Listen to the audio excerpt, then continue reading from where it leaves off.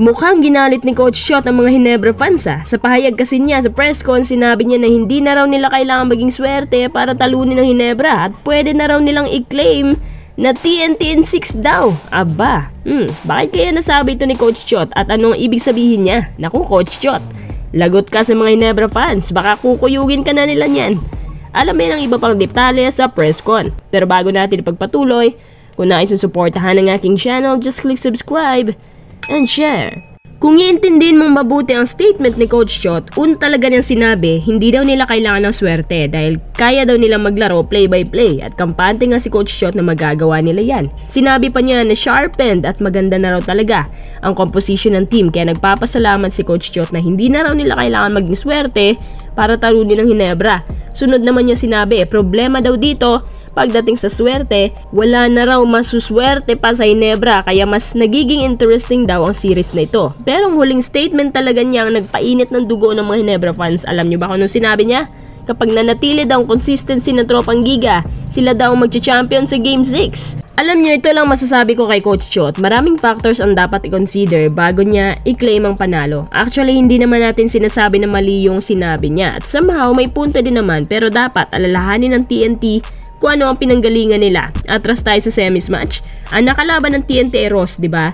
Isang young team na may good defense. Pero pagdating naman sa mga adjustments at experience, ibang level ang TNT kumpara sa Ross. Sa katunayan, minaninga lang ng TNT ang Ross. Kaya paano nasabi ni Coach Shot na sharpened ang kanyang team? Naalala nyo ba? Nung tinalo ng TNT ang Ginebra, dahil yon meron silang Mikey Williams. Plus, syempre, magandang tandem nila ni RSJ. Para silang may dalawang import nun In fact, silang dalawa lang sapat na. Ngayon naman dito sa Ginebra, ang sabi ni Coach Team, ginawa raw defensive team ni Coach Shot ang TNT. Kaya believe daw siya dito. Itong Ginebra naman sa semis, San Miguel po ang pinagdaanan nila bago nakaabot sa finals.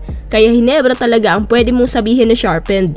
Sabi nga nila, kung malalagpasan mo ang San Miguel sa semis, para na rin dineklara sa PBA na kayo na ang champion. At ang Ginebra ngayon, meron ng RJ at Stephen Holt na isang defender din. At balita ko, assignment ni Holt si RHJ kung tama ang dinig ko.